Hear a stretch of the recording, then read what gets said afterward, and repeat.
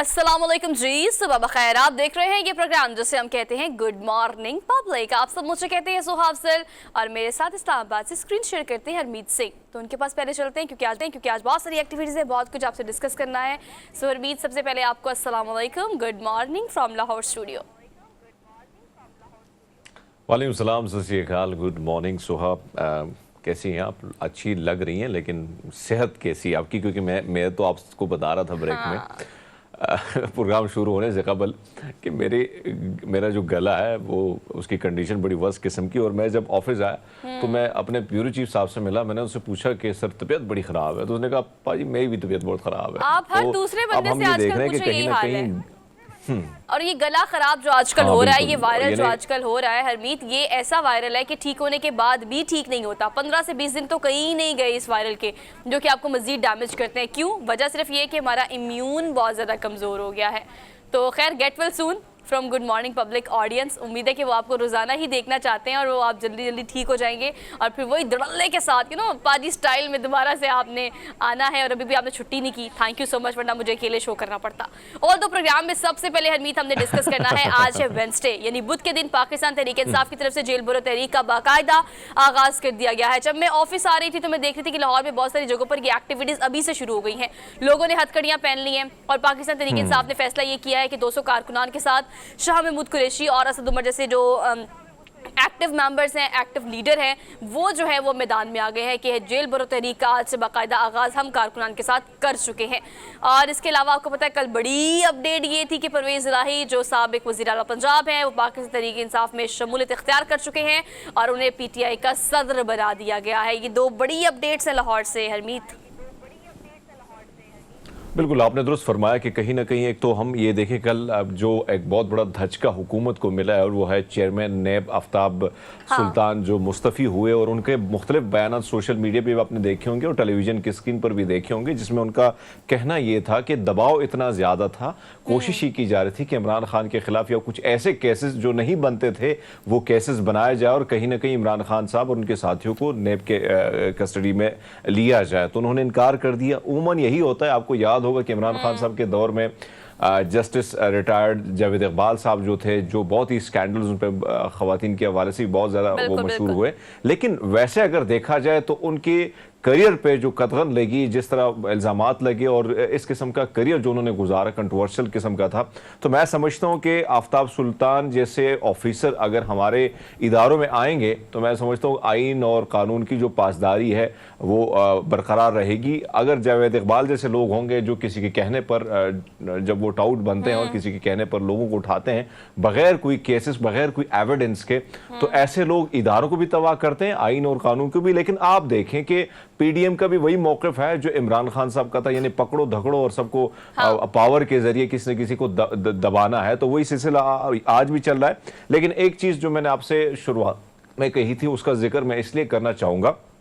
बलूचिस्तान में आपने कल सोशल मीडिया पे देखा होगा कि जुल्म की एक इंतहा वहाँ पे हुई है और एक वालदा जो है जेल से जिस जेल में उसको कैद कर दिया गया था, तो वो भी वही सूबाई वजीर खैतरान की का जेल है जहाँ पे उसके बच्चों को जो है वो तस्वीर जब मैं देखता हूँ तो उस बच्चे ने इसी सूबाई वजीर के नवासे को उठाया होता है और पूरी खिदमत के तौर पर ये उधर वो मामूर था। ये जितने भी बच्चे थे, जवान साला बच्ची भी थी उनके घर में, और फिर उन बच्चों की लाशें जो हैं वो सामने आई। आप ये अंदाज़ा लगा लें कि वहाँ पे वडेरा सिस्टम, सरदार सिस्टम कितना मजबूत है। और वहाँ पे मैं खुद गया हूँ बलूचिस्तान के कई इलाकों में, आज भी वो लोग पनपने नहीं देते, गरीब को उठने नहीं देते। स्कूल का सिस्टम इतना तबाह है कि वो कहते हैं कि अगर गरीब का बच्चा पढ़ेगा तो उसको शऊर आएगा, और शऊर आएगा तो ये वडेरा सिस्टम जो है, ये सरदाराना निज़ाम जो है, ये दफन हो जाएगा। हम ये देख रहे हैं कि ये तो एक ही स्टोरी है, ऐसी हज़ारों स्टोरी हैं जो मंजराम पर नहीं आती और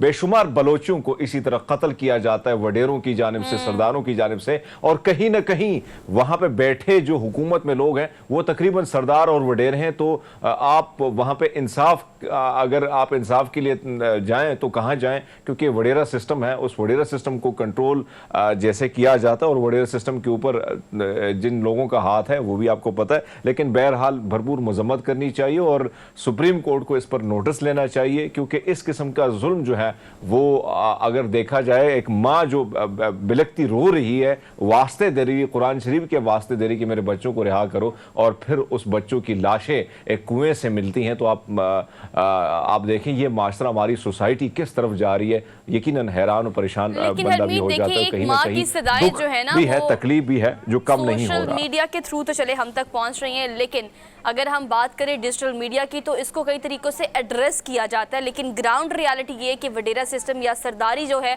वो वहाँ पर अभी भी वैसे की वैसी ही है। सिनफियान की हम बात करें तो उसमें थोड़ा सा जेस्चर ये बलूचिस्तान के इस कल्चर का दिखाया गया था, लेकिन फिल्मों के ज़रिए, ड्रामों के ज़रिए या सोशल मीडिया के ज़रिए इसको एड्रेस कर लेना वहाँ की हकीकत को नहीं बदल सकता। वहाँ पर हकीकत अभी भी ऐसे की ऐसे है कि ख़ानदान के ख़ानदान, नस्लें की नस्लें जो हैं वो वडेरा सिस्टम और ख़ानदानी के वो तमाम बच्चे हों, बड़े हों, हर एज ब्रैकेट के जो लोग हैं वो इस ख़ानदान के नज़र हो जाते हैं। एक ही ख़ानदान होता है जिसकी आप देखते हैं कि वहाँ पर काम करने वाले जो लोग होते हैं उनकी एक नहीं, दो नहीं, कई नस्लें वहीं तक महदूद हो जाती हैं। ऐसे कर्ज लिए जाते हैं जो नस्लें अदा करती हैं और एक नहीं कई नस्लें उसी में पिस जाती हैं। तो ये सरदारी और जो वडेरा सिस्टम है वो अभी भी वहाँ वैसे का वैसे ये हाल बता। ये जो एक इशू हाईलाइट हुआ है इसको बुनियाद बनाकर वहाँ पर चीज़ों को कंट्रोल किया जा सकता है, बशर्त ये कि वहाँ की और यहाँ की हुकूमत या सुप्रीम कोर्ट जो है वो इस हवाले से कोई सख्त फैसला करे या सख्त अहकामात इस हवाले से जारी किए जाएँ। और तो ये बहुत सारी अपडेट्स हैं जो कि प्रोग्राम के आगाज़ में हमने आपसे शेयर की हैं, लेकिन एक हम मिस कर रहे हैं, वो हमें मिस नहीं करनी चाहिए कि इतनी तमाम तर स्ट्रेसफुल माहौल और ख़बरों में जहाँ पर सियासी सूरत हाल की हम बात करते हैं, माशी सूरत हाल की हम बात करते हैं, हम एक चीज़ मिस नहीं कर सकते, वो है हमारा खेल का मैदान। आपको पता है कि लाहौर कलंदर्स को एक और बड़ी विक्ट्री मिली है, और जो विक्ट्री मिली है वो भी बड़े मार्जिन के साथ मिली है। तो congratulations Lahore Qalandars from Lahore studio. और इस्लामाबाद से भी हरमीत पाजी आपको मुबारकबाद देते हैं, वो इसलिए क्योंकि हमें बड़ी खुशी है। हमें कोयटा ग्लैडिएटर्स पर थोड़ा सा नहीं है, उनके कप्तान की भी अगर बात की जाए तो उनके कप्तान से हमेशा मेरी हमदर्दियाँ रही हैं, या अब भी हम उनके लिए हमारा एक अलग से एक जेस्चर है। लेकिन अगर शाहीन शाह अफरीदी की बात करें तो क्या उनका शॉट और क्या उनका खेलने का तरीका, क्या उनकी कप्तानी के लाहौर कलंदर्स के तो वारे न्यारे हो गए हैं। लेकिन ये जो जीत है इसको सेलिब्रेट करना भी बनता है। अरमीद, I am happy for the victory of Lahore Qalandars. जी बिल्कुल, आपने तो फरमाया कि हम देख रहे हैं कि ग्लैडिएटर जिस अंदाज से खेल रहा है और मुसलसल नाकामी उसका सामना भी है, लेकिन दूसरी जानब हम लाहौर को देखते हैं। एक वक्त ऐसा होता था कि लाहौर को हमेशा मैचेस में नाकामी हुआ करती थी, लेकिन फिर शाहीन शाह अफरीदी की क़यादत में हमने देखा कि बदलाव भी आया, और आपको याद है कि PSL 7 का जो सहरा था, यानी जीत का जो सहरा था, वो भी उनके सर गया, और कहीं ना कहीं वो ताज जो है लाहौर से जाके लाहौर की जो टीम है अपने सर से चली गई वापस। लेकिन आज हम देख, कल जो मैच था, यकीनन आपने दुरुस्त फरमाया कि शाहीन शाह अफरीदी ने 3 विकेटें ली, और ऐसे में अगर हम परफॉर्मेंस की बात करें तो कहीं ना कहीं बैटिंग लाइन भी मजबूत है, तो दूसरी जानब हम बॉलिंग लाइन की बात करें तो पाकिस्तान के वर्ल्ड क्लास यानी वो टॉप क्लास जो बॉलर हैं वो लाहौर कलंदर में शामिल है। उस वक्त हम अफोर्ड नहीं कर सकते, तो हमने वो मैच के बहुत सारे ऐसे पॉइंट्स भी थे जो देखे तो हमें देखकर उस वक्त लगा कि ये कौन सा सीन आ गया। लेकिन ऑल दो बहुत सारे अच्छे सीन भी थे जिसमें हमने बहुत इंजॉय किया, लेकिन एक बड़े मार्जिन के साथ लाहौर कलंदर्स ने विक्ट्री अपने नाम की। और अगर आप लाहौर शहर में देखें तो खैर आप तो इस्लामाबाद में हरमीत, लाहौर में जगह जगह लाहौर कलंदर्स के वेलकम के लिए, उनके सपोर्ट के लिए जो आपने बिलबोर्ड्स लगाए हुए हैं, और आपने जो लिबर्टी अगर चौक की बात करें तो वहाँ पर ह्यूज मॉन्यूमेंट्स लगाए गए हैं और बड़ी डेकोरेशन की गई है। डिफेंस में बहुत ज़्यादा डेकोर है लाहौर कलंदर्स को वेलकम करने के लिए, सपोर्ट करने के लिए, इंकरेज करने के लिए। तो लाहौर ये तो उनकी विक्ट्री पर काफ़ी खुश है, तो इसका जिक्र करना भी प्रोग्राम में बनता था। चलिए जी, अब आगे बढ़ते हैं। प्रोग्राम में आज बहुत सारी अच्छी और मज़ेदार से टॉपिक्स और इशूज़ है जिसको हमने आपसे डिस्कस करना है। टॉप ऑफ दी ऑल आपसे टॉप स्टोरीज डिस्कस कर लेते हैं। तो आपसे क्या क्या डिस्कस करेंगे इस पर बात करेंगे। टॉप स्टोरीज में सबसे पहले जो है वो हम बात करेंगे बुध की, यानी बुध के दिन पाकिस्तान तहरीक इंसाफ की तरफ से जेल भरो तहरीक का जो बाकायदा आगाज़ किया गया है, उसके लिए अब 200 कारकुनान जो है वो इस चीज़ के लिए बिल्कुल तैयार है। लेकिन बात यह है कि राना सनाउल्लाह जाना की जानिब से भी जो स्टेटमेंट्स आई है कि हुकूमत ने भी अपनी तैयारी मुकम्मल कर ली है। जो भी लोग अपनी गिरफ्तारी देंगे या जेल भरो तहरीक का हिस्सा होंगे, उनके कवायद चेक किए जाएंगे, उनका टैक्स चेक किया जाएगा, उनका क्रिमिनल रिकॉर्ड चेक किया जाएगा। और मुझे लगता है हरमीत इसके बाद बहुत सारे लोग पीछे हो सकते हैं, क्योंकि अगर आप टैक्स की बात करें तो ये एक ऐसा सीन है कि हर कोई इससे भागेगा। और अगर क्रिमिनल रिकॉर्ड की बात करें, ऑल दो क्रिमिनल रिकॉर्ड तो इतना ज़्यादा हर किसी का नहीं होगा जो खासतौर पे तहरीक इंसाफ के फ्रंट पे आएंगे और जो लोग जेल भरो तहरीक का हिस्सा बनेंगे। लेकिन ये जो हुकूमत ने इंतजाम किया है, इससे आपको लगता है ना कि मार्जिन में कमी आएगी? देखिए सोहा, एक तो सबसे बड़ी बात यह है कि जिस तरह कल भी जिक्र किया जा रहा था कि जब आप पर कोई केसेस नहीं होंगे और आप जेल भरो तहरीक में शामिल होंगे तो केसेस होंगे तो आप अंदर जाएंगे।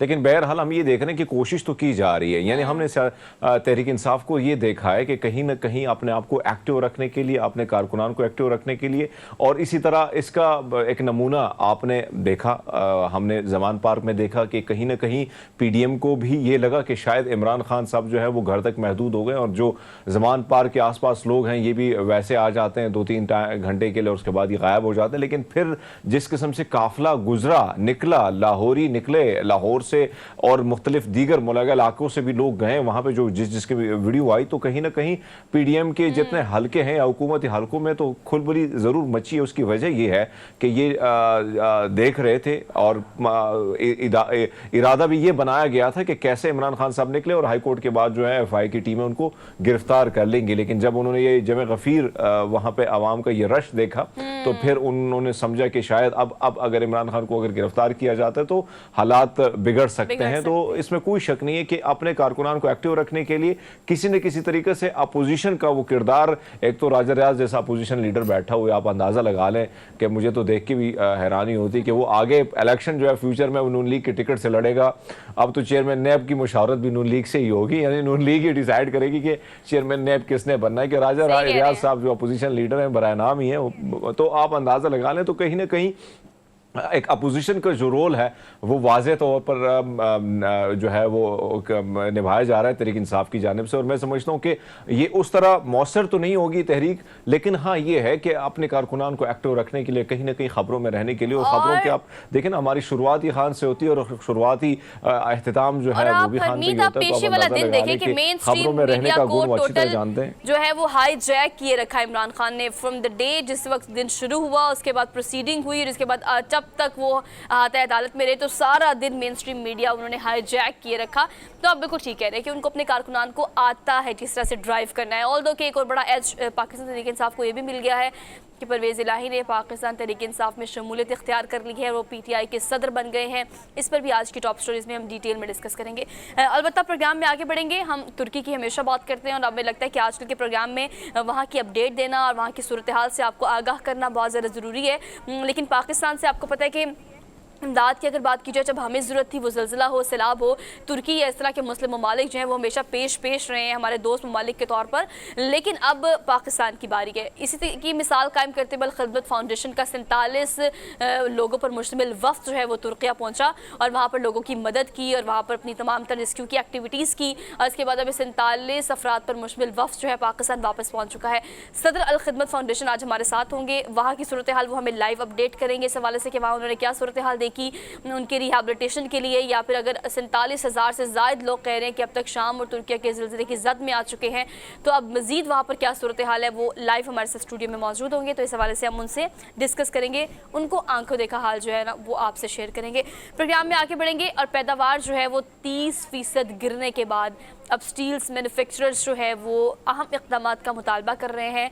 हमेशा हमारे पूरे प्रोग्राम में एक सेगमेंट, एक इशू इस तरह का ज़रूर होता है कि वो महंगाई को लेके हो या हमारी इंडस्ट्रीज़ को लेके हो। तो ये स्टील की इंडस्ट्री और मैन्युफैक्चरर्स जो हैं वो अब 30% पैदावार गिरने के बाद काफ़ी मुश्किल में आ गए हैं। उनके क्या मुतालबात हैं इस पर बात करेंगे और साबिक चेयरमैन जो है वो हमारे साथ होंगे और इस हवाले से जो भी टेक्निकलिटीज़ हैं वो आपसे हम ज़रूर शेयर करेंगे और इस मसले पर रोशनी डालेंगे। इसके अलावा आखिरी खबर हम आपको टॉप स्टोरीज में देंगे। मॉडल कमालिया जो है उनका उर्दू में पहला गाना रिलीज़ हुआ है। अब रिलीज़ किसने किया है वो हमारे हैं म्यूज़िक डायरेक्टर नुमान रऊफ़ हैदर। तो अब उन्होंने क्या सोचा, क्या थॉट थी इसके पीछे और ये डायरेक्शन जो है उसमें क्या क्या हमें देखने में मिलेगा आने वाले कुछ दिनों में, इस पर हम डिटेल में बात करेंगे आज की टॉप स्टोरीज में और ये लास्ट सेगमेंट होगा हमारा ऑफ द शो। अब हमने लेनी है आपसे एक छोटी सी क्विक ब्रेक के बाद वापस आते हैं, प्रोग्राम को कंटिन्यू करेंगे। Keep watching good morning public.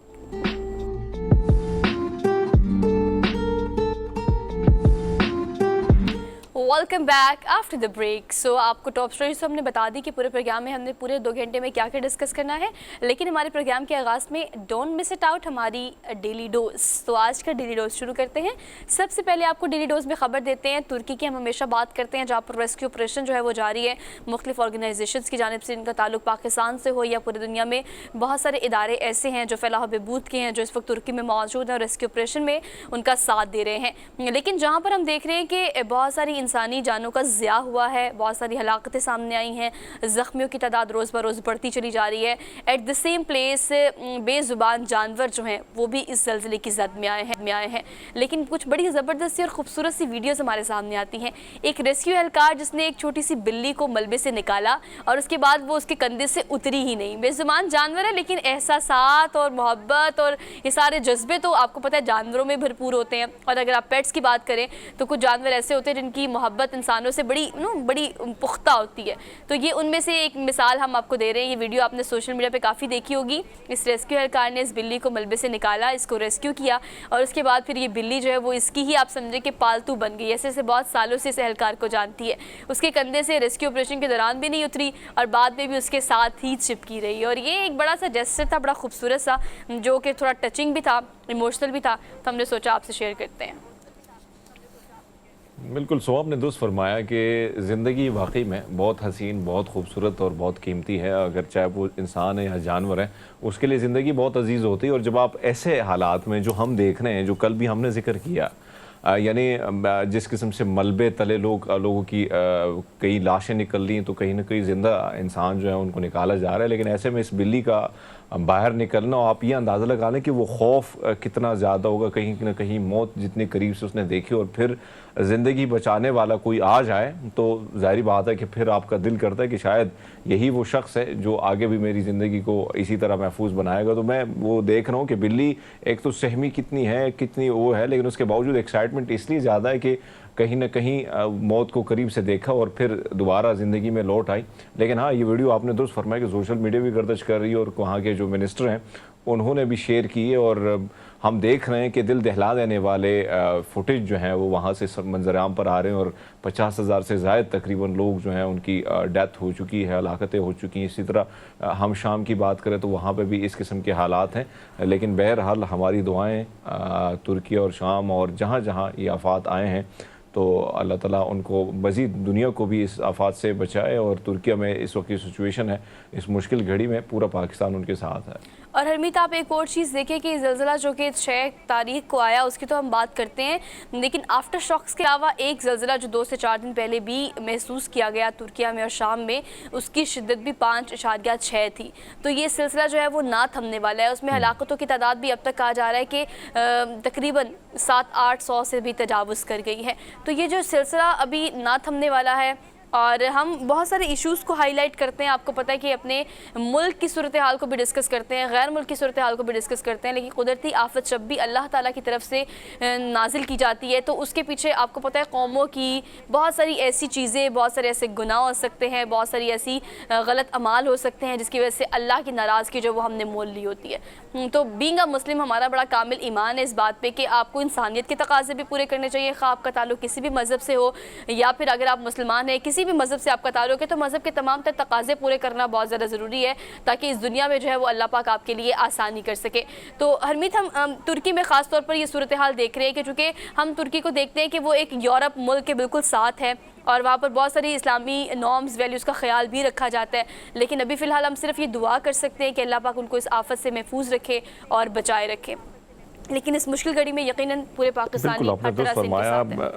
हाँ, जहाँ पे भी हाँ हो, हम ये देख रहे हैं कि जब इस किस्म की आफात आती हैं तो फिर कहीं ना कहीं ये नहीं होता कि उसका ताल्लुक कौन से मज़हब है, कौन से धर्म से है, लेकिन वो उसका शिकार हो ही जाता है। और फिर ऐसे हालात जब हों और फिर ऐसे ममालिक में हो जहाँ पे अगर हम तुर्की की बात करें तो कहीं ना कहीं बहुत सारी चीज़ों के हवाले से उनको भी बहरान का सामना है, कहीं ना कहीं पाबंदियों का भी सामना करना होता है और हुआ है वैसे अगर हम देखें। लेकिन बहरहाल इस किस्म के हालात अगर आए हैं तो फिर उन इलाकों में आए जो इलाके काफ़ी हम जो वीडियो में देखते हैं या विजुअल हमारे सामने आती हैं, तो कहीं ना कहीं बहुत सारी चीज़ों के हवाले से भी हम देखते हैं कि कहीं ना कहीं कमी है। लेकिन फिर वही बात आपने दुरुस्त फरमाया कि जो भी इस किस्म की आफात या इस किस्म की चीज़ें आती हैं तो हम सिर्फ दुआ ही कर सकते हैं कि रब इंसानों को इस किस्म के आफात से बचे। और अगर हम तुर्की पे ये जो मुश्किल वक्त आया है, क्योंकि हमने बड़े करीब से ये मुश्किल वक्त देखा है, आपको याद होगा 2005 में, और जो मुश्किल हालात से हमारा मुल्क गुजरा है, फिर अभी अगर हम देखें ये सैलाब की तबाहकारियाँ जो हुई हैं,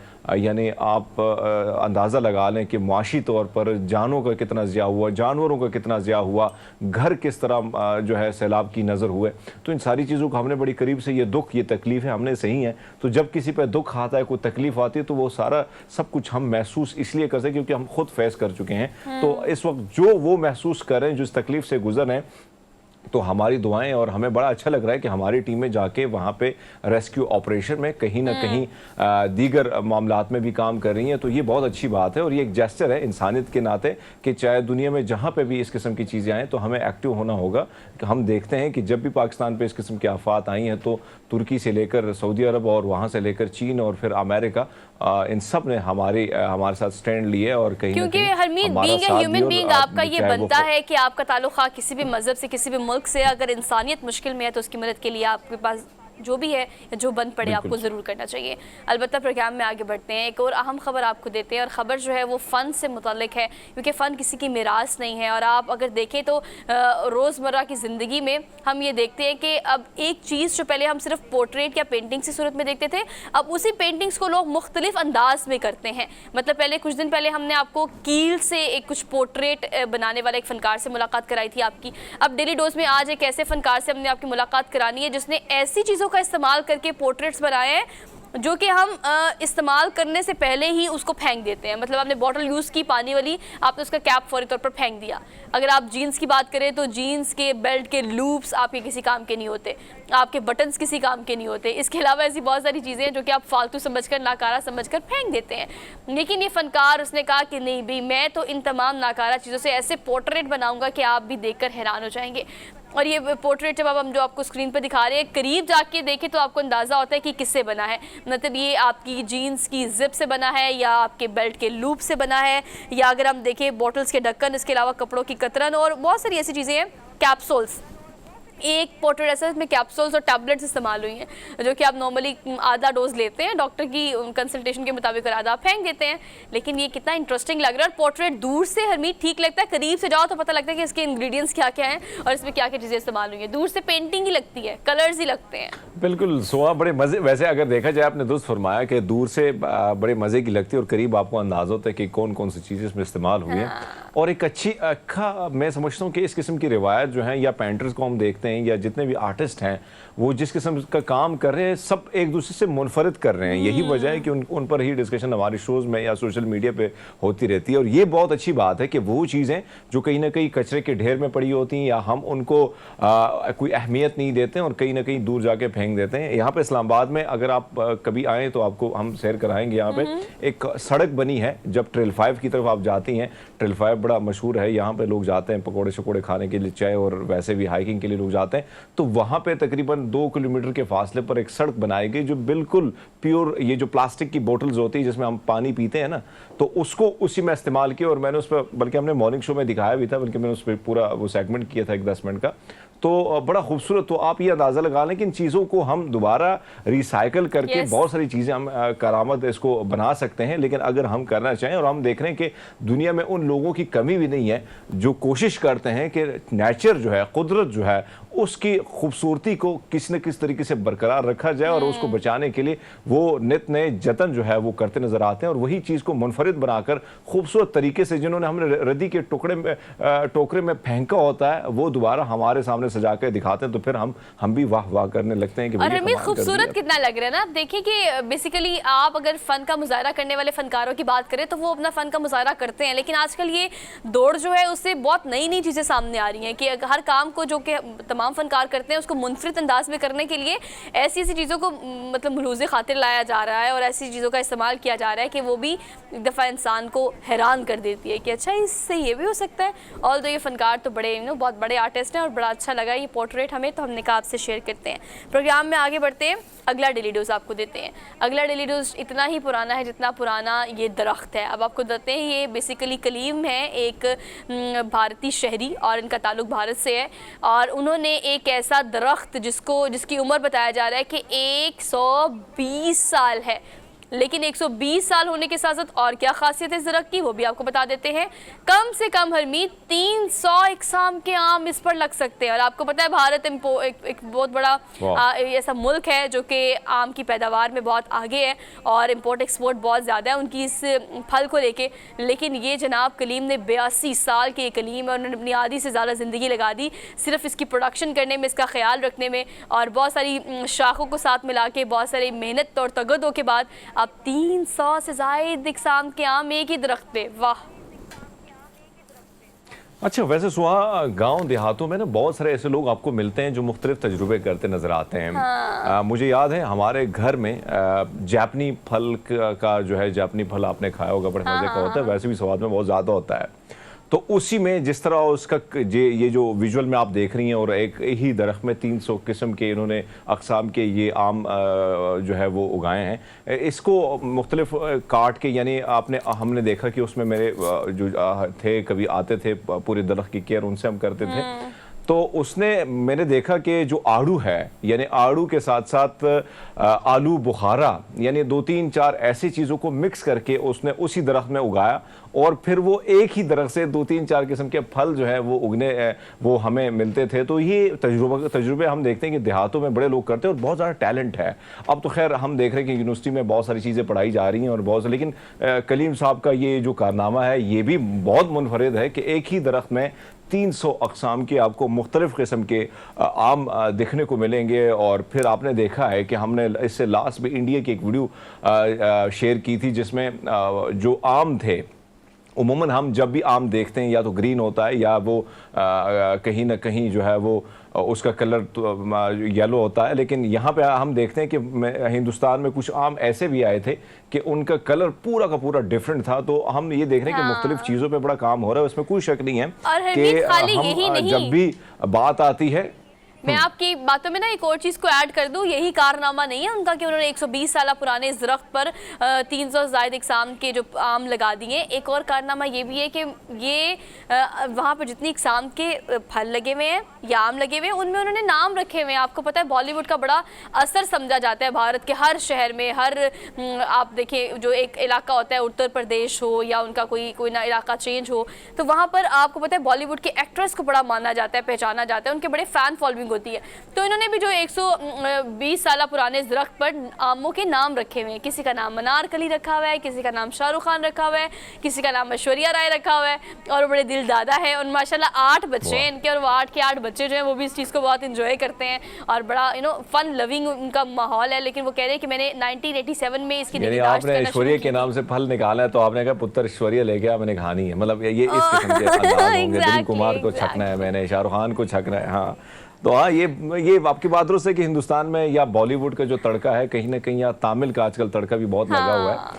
तो अब हम देख रहे हैं कि फलों में भी नाम आ रहे हैं। हाँ जी, फलों के बादशाह, और वो भी इतने सारे एग्जाम के। खैर बड़ी ज़बरदस्त इंटरेस्टिंग सी खबर थी, कलीम साहब की बड़ी मेहनत है तो उनको इस चीज़ का क्रेडिट जो है वो ऑन स्क्रीन देना चाहिए था।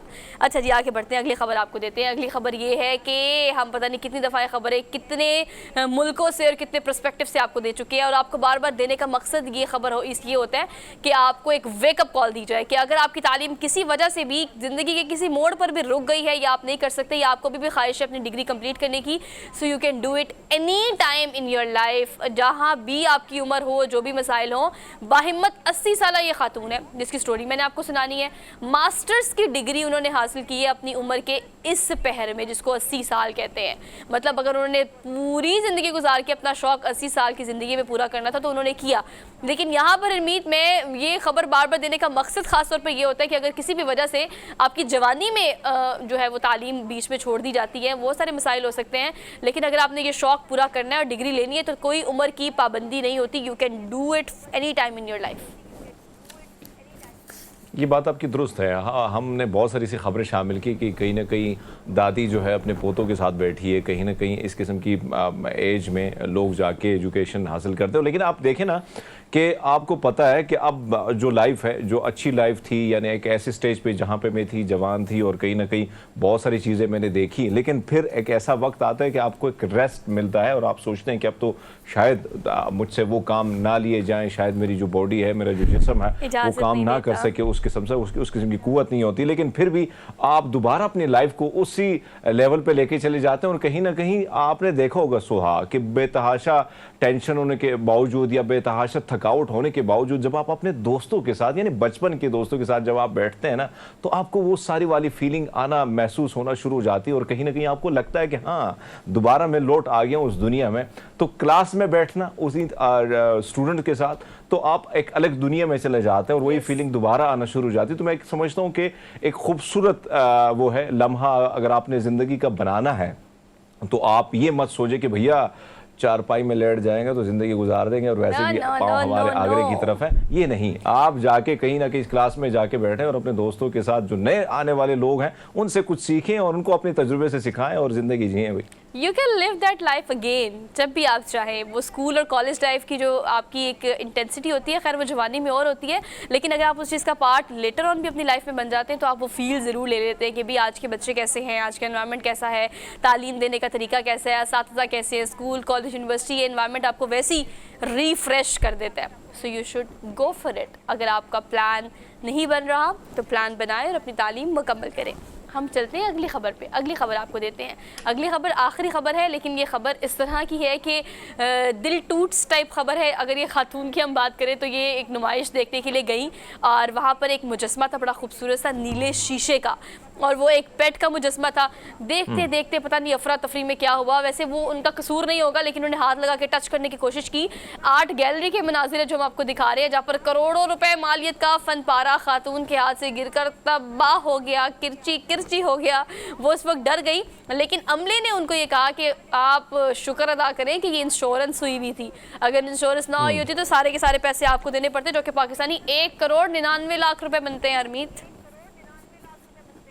नहीं, आप ये देखें ना कि बेहोशी से पहले उन्होंने कहा कि भाई आपने घबराना नहीं है, इंश्योरेंस हो चुकी है। और ये बात मुझे बहुत अच्छी लगती है कि कहीं ना कहीं बाहर दुनिया में बहुत सारी चीज़ों के हवाले से जो है वो चीज़ें इंश्योर्ड होती हैं और आपकी गाड़ी या कहीं ना कहीं, अब तो खैर गाड़ियों के हवाले से यहाँ पे मामलात हो गए, लेकिन आप इवन जो सर के बाल हैं अगर आप गंजे होते हैं तो भैया उसकी भी इंश्योरेंस है।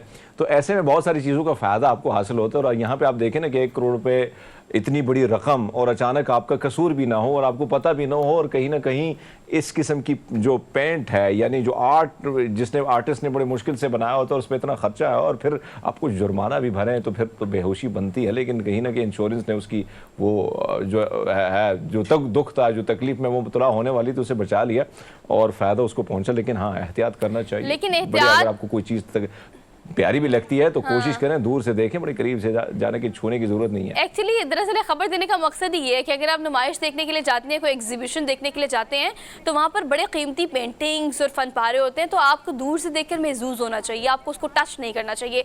ये हम आपको असल हालत में मुजस्मा दिखा रहे हैं और ये असल हालत में मुजस्मा ऐसे था, जब ये टूट गया बेचारा तो ये ऐसे था। हमने टूटा हुआ भी दिखा दिया है, बिफोर आफ्टर दोनों आपको दिखा दिए हैं। ऑल्दो खातून बच गई जस्ट बिकॉज ऑफ। तो इंश्योरेंस की भी एक शाउट आउट जो है वो हम दे सकते हैं कि आपको इंश्योरेंस करानी चाहिए अपनी चीज़ों की भी और अपनी लाइफ की भी। हमने क्विक ब्रेक लेनी है, वापस आते हैं। Keep watching good morning public.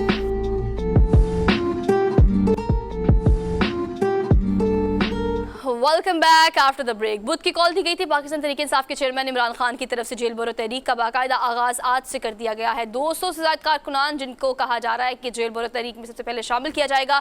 Shah Mahmood Qureshi जो है वो भी अपनी गिरफ्तारी आज ही देना चाह रहे थे, लेकिन उन्होंने कहा कि इसको प्लान करके ही हम बताएंगे कि किस तरह से कौन से लीडरान कारकुनान के साथ जेल बरो तहरीक का हिस्सा बनेंगे। और दो इस सारे सिनेरियो पे हम डिटेल में बात कर लेते हैं। हामिद खान अल मशरकी सीनियर एनालिस्ट हमारे साथ मौजूद है। आपको आज के प्रोग्राम में खुशामदीद कहते हैं। अस्सलाम वालेकुम सर।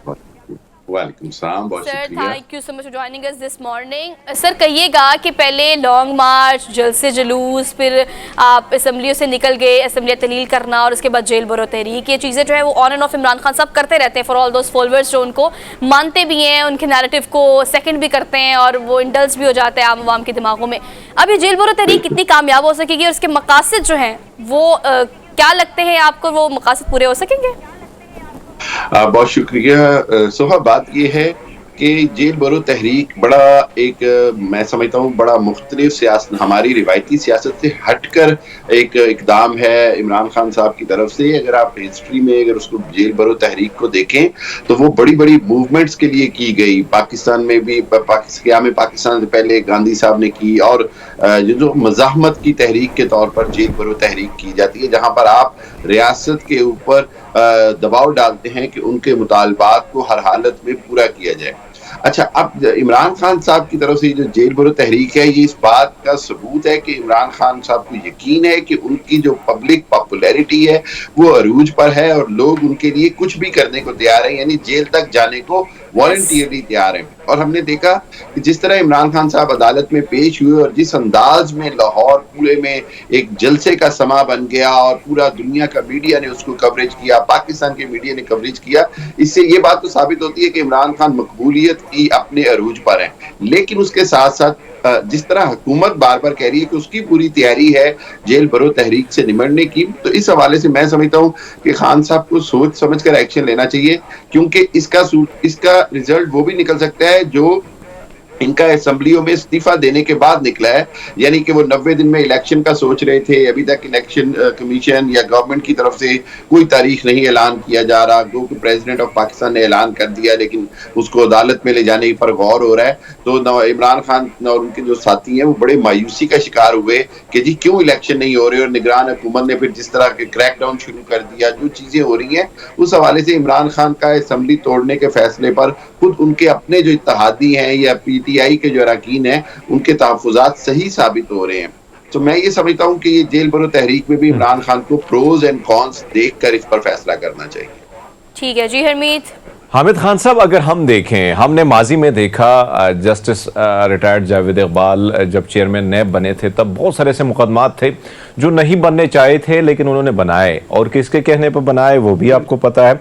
लेकिन अब आपने कल सोशल मीडिया, इलेक्ट्रॉनिक मीडिया पे एक ही खबर थी आफ्ताब सुल्तान साहब के हवाले से कि वो भी मुस्तफ़ी हो गए, और अब खबर ये भी आई है कि कहीं ना कहीं उन पर दबाव था कि खान साहब और पीटीआई के खिलाफ जो है बहुत सारे केसेस जो हैं वो खोले जाएं और उनको गिरफ्तार कर दिया जाए। अब आपको क्या लगता है, सब नेब की अगर मैं बात करूं तो ये हुकूमत जब अपोजिशन में थी तो ये कहा करती थी कि नेब को ख़त्म कर देना चाहिए, लेकिन अब हम इनके पावर इनके पास है तो अब ऐसा लगता है कि अब नेब को दोबारा जो है सियासी तौर पर यानी अपने मुखालिफिन के खिलाफ इसको इस्तेमाल करना, दोबारा एक्टिव करना। और आपने देखा कि इमरान खान साहब और उनकी बेगम को जो है रावलपिंडी नेब ने बुलाया भी है, तो आपको क्या लगता है कि सर ये नेब जो है इसका इस्तेमाल सिर्फ और सिर्फ सियासत में इसलिए हो रहा है कि सिर्फ अपने मुखालिफिन जो है उनको जेर कर दिया जाए? आप नहीं समझते कि इदारे की साख को बहुत बड़ा नुकसान चाहे खान ने पहुंचाया या अब ये पहुंचा रहे हैं?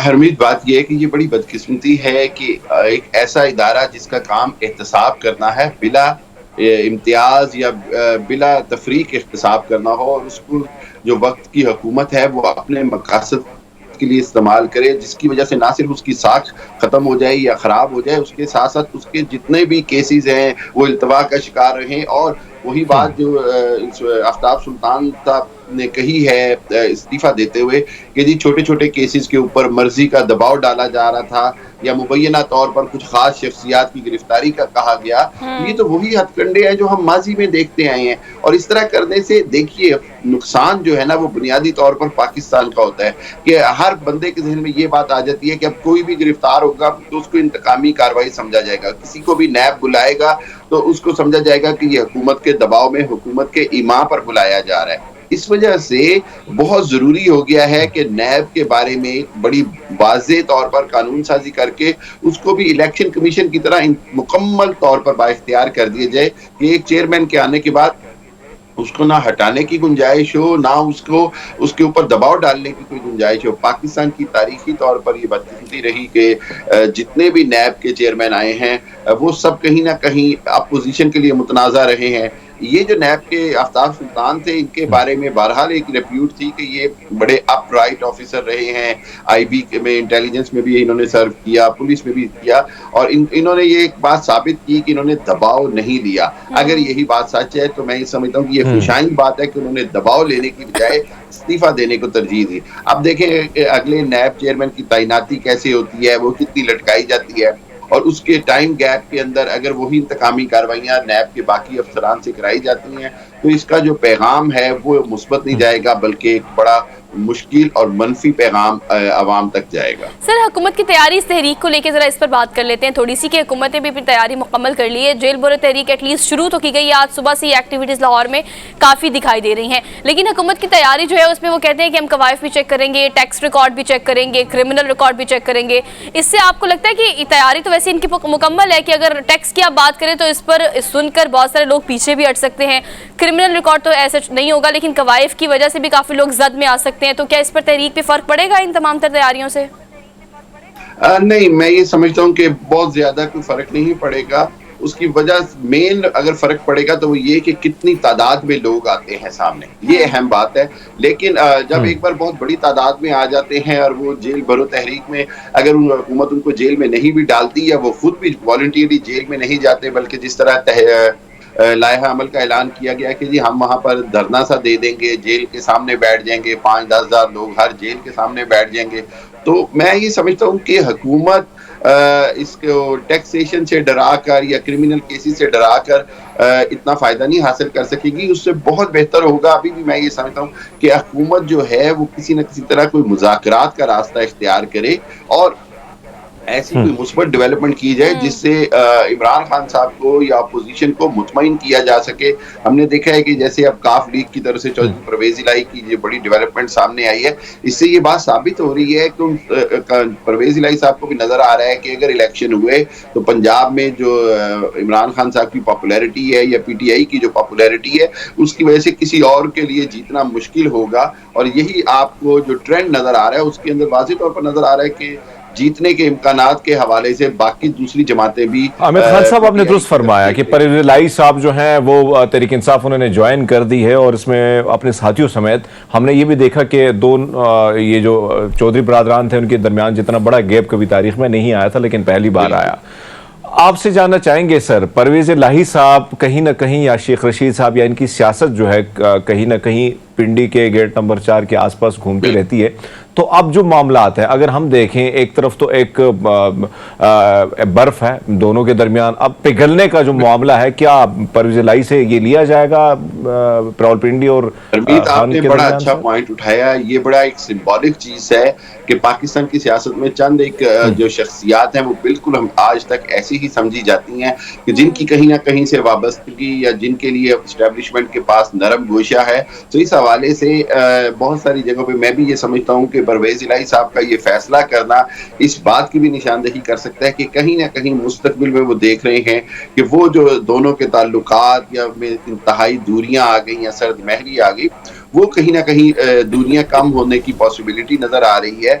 और ये नजर आ रहा है कि कहीं ना कहीं परवेज इलाही साहब ये समझते हैं कि वो कोई अपना अहम किरदार अदा कर सकेंगे ब्रिज का एस्टेब्लिशमेंट और इमरान खान साहब के दरमियान जो दूरियां हो गई हैं उनको खत्म करने के लिए। मैं ये समझता हूँ कि ये अगर ये सिंबॉलिकली इसको देखा जाए तो ये बड़ी इंपॉर्टेंट चीज है और यही हुकूमत को भी पैगाम गया है कि परवेज इलाही साहब और मुनस इलाही ने जितना ओपनली स्टांस लेकर पीटीआई में शमूलियत इख्तियार की है, इससे मुराद ये भी ली जा सकती है कि अब पीटीआई को वो मजीद मजबूत करके एक बहुत बड़ा पैगाम दिया जा रहा है कि एस्टेब्लिशमेंट के साथ कोई आखिरी खत्म नहीं हुए मामला, अभी भी कुछ हो सकता है। अच्छा हामिद साहब, ये कहिएगा साथ पैरेलल एक और चीज चल रही है। सुप्रीम कोर्ट की ऑडियो लीक्स के बाद आपको पता है 4 से 5 दिन गुजर गए और जैसे जैसे दिन गुजर रहे हैं उनका कोई मौक़िफ़ सामने ना आना भी एक सवालिया निशान है। इस हवाले से आपको पता है बार काउंसिल 6 से ज़ायद बार काउंसिल्स हैं जिन्होंने ये अब फैसला किया कि रेफरेंस जो है वो दायर किया जाएगा।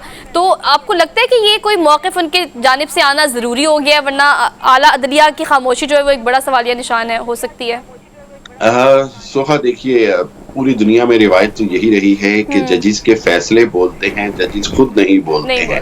लेकिन उसी वहीं पर अदालत की तरफ से ये भी एक रिवायत रही है कि अगर जज के कंडक्ट के ऊपर कोई सवाल उठा दिया जाए तो जज या तो खुद को उन मुकदमात से अलहदा कर लेते हैं या इस्तीफा दे देते हैं या इंक्वायरी होने तक खुद को एक तरह से सेल्फ सस्पेंड कर लेते हैं कि जी जब तक आप इंक्वायरी कर लें, मैं साबित हो जाऊं तो मैं रहूं।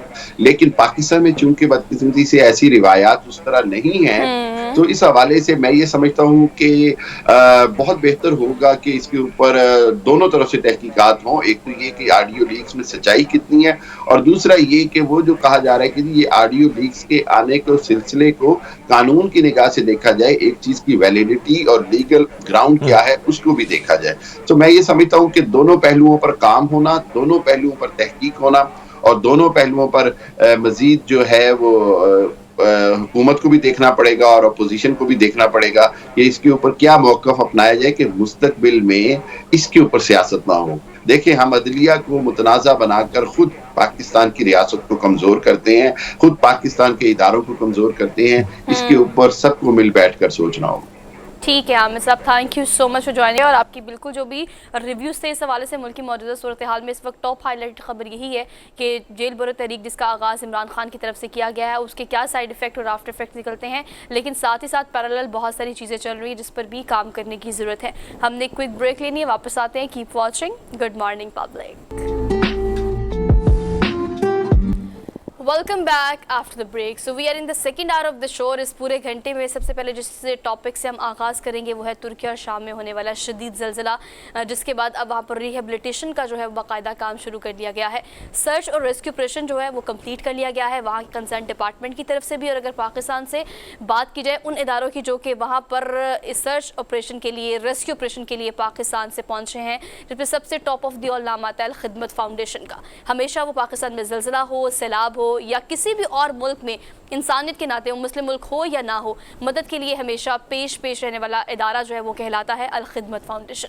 तो वहाँ पर 47 रुकनी वफ़द जो है वो पहुँचा और वहाँ के डिज़ास्टर मैनेजमेंट जो वहाँ का कंसर्न डिपार्टमेंट है उनको असिस्ट किया, और वहाँ पर ये 2 मराहिल जो है मुकम्मल करके पाकिस्तान वापस पहुँचे हैं। अगला मरहला जो है वो रिलीफ का है, और हम दुआ करते हैं कि जो दोबारा से ज़लज़ले के शदीद झटके महसूस किए गए हैं उससे अल्लाह पाक उस मुल्क को महफूज रखे और वहाँ पर मौजूद तमाम तर लोगों को महफूज रखे।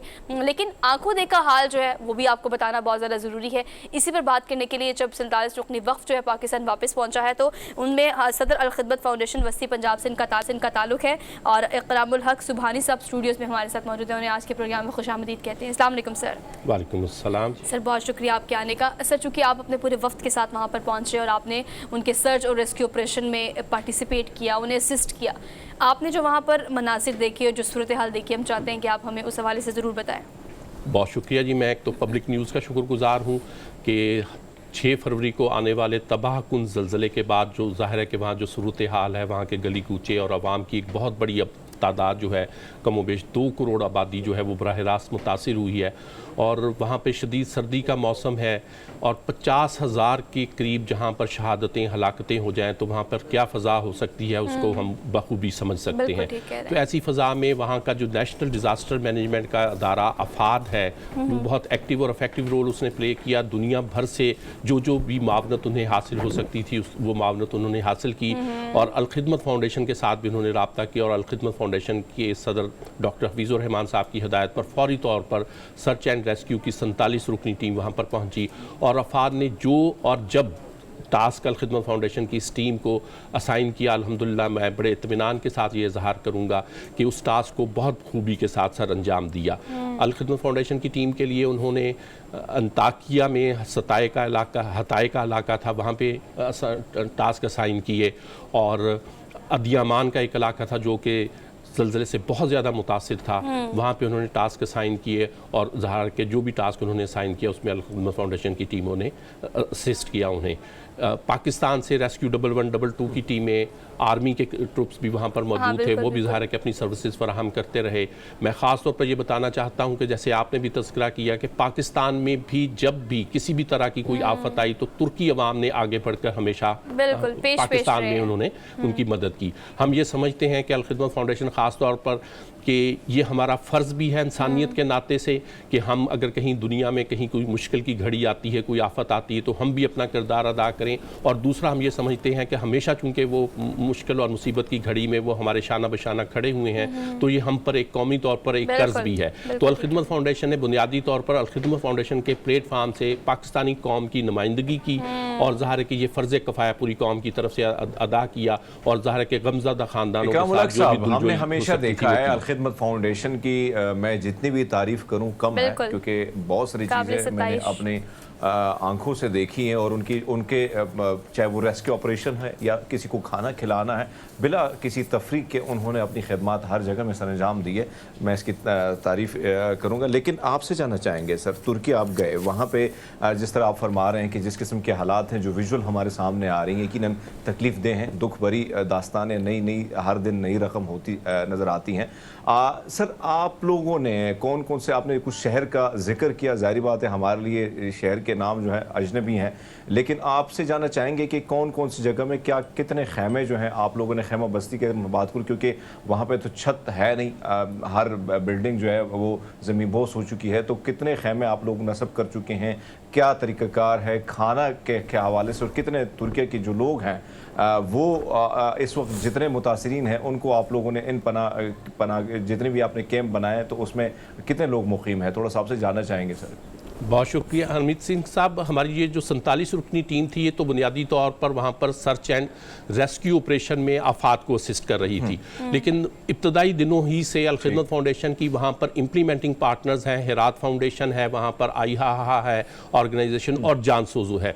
उनके ज़रिए से अल खिदमत फाउंडेशन ने 6000 जो है विंटर टेंट वहाँ पे फराहम किए हैं, 25000 ब्लैंकेट फराहम किए हैं। शदीद सर्दी का मौसम है, -5 डिग्री तक वहाँ पे दर्जा हरारत रहता है, तो इन और खुर्दो नोश की अशिया तैयार खाने की सूरत में फराहमी का काम तो ये पहले दिन से अल खिदमत फाउंडेशन जो है वहाँ की पार्टनर ऑर्गेनाइजेशन के साथ सरंजाम देती है।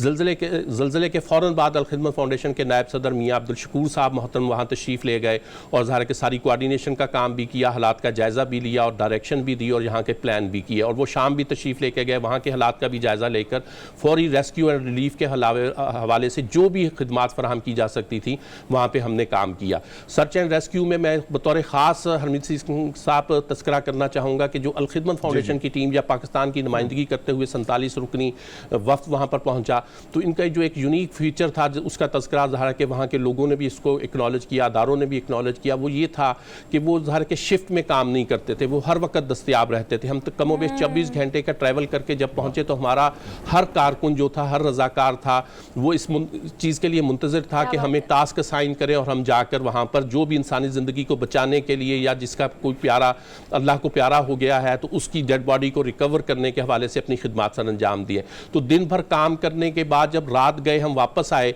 तो चंद ही घंटों के बाद, 1-1.5 घंटे के बाद दोबारा अफाद की टीम ने हमसे रब्ता किया। उन्होंने कहा कि जी हमें एक साइट पर लाइव कुछ अफराद की मौजूदगी का के कुछ शवाहिद हमारे पास हैं, तो क्या आपकी टीम जा सकती है? तो एक लम्हे का ताकुफ किए बगैर हमारी टीम जो है वहाँ पर दोबारा पहुँची और वहाँ पर खिदमत सर अंजाम दी। और उसी रात 3 बजे दोबारा उन्होंने हमसे रब्ता किया कि एक और असाइनमेंट इस तरह से एमरजेंसी की है, तो हमारी टीम ने फौरी तौर पर फिर उस असाइनमेंट को किया। और मैं आपको बहुत दिलचस्प बात बताऊं कि जिसमें पाकिस्तानी अवाम का जज्बा ज़ाहिर है कि वो बहुत ज़्यादा बताने की ज़रूरत नहीं है, हम सब जानते हैं, तो उसका मुजाहरा किया कि फजर की नमाज के बाद हमारी टीम को फवाद शेरवानी साहब लीड कर रहे थे, तो उन्होंने तस्करा किया कि जब 3 बजे उन्होंने अपनी टीम को जगाया तो किसी को सर्दी की उस शिद्दत का एहसास नहीं हुआ। वो फ़ौरन मुकाम पर पहुंचे, वहाँ पर खिदमत सर अंजाम दी।